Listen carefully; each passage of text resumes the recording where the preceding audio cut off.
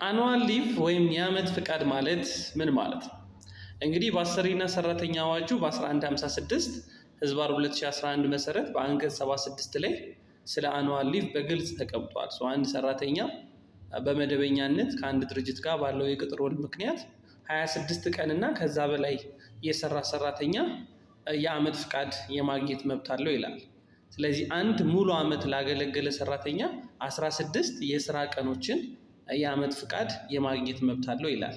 ነገር ግን በዚህ አዋጅ አንቀጽ 76 ላይ በግልጽ እንደተቀመጠው በሌላ አኳኋን እስካልተደነገገ ድረስ የዓመት ፍቃድን ወደ ገንዘብ ለውጦ መስጠት አይቻልም ይላል።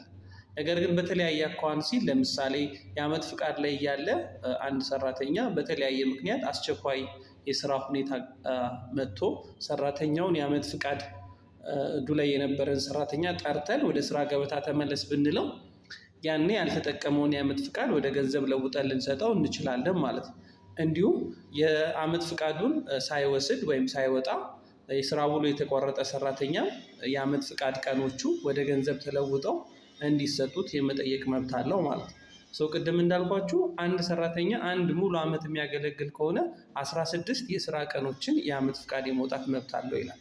ነገር ግን ሙሉ ዓመት ያላገለገለ ሰራተኛ 6 ወር፣ 8 ወር፣ 60 ቀን፣ 70 ቀን ያገለገለ ሰራተኛስ እንደ አገልግሎት መጠኑ ልክ ተከፋፍሎ ለምሳሌ 6 ወር ያገለገለ ሰራተኛ 8 ቀን የማግኘት መብት አለው ማለት ነው።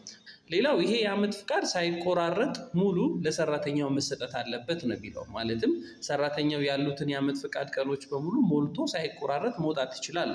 ነገር ግን በአሰሪውና በሰራተኛው መካከል በሚደረገው ስምምነት ይህ የዓመት ፍቃድ በተለያዩ ወቅቶች ተከፋፍሎ ሊሰጡ ይችላሉ ይላል። ነገር ግን ሌላኛው ደግሞ የአንድ ሰራተኛ ያገኘውን የዓመት ፍቃድ ሳይጠቀምበት ወደ ቀጣይ ዓመት ማሸጋገር የሚችለው ማክሲመም ለ2 ዓመት ነው ማለት ነው። ለምሳሌ በ2016 ያገኘነውን የዓመት ፍቃድ በ17 እና በ18 መጠቀም ይኖርብናል።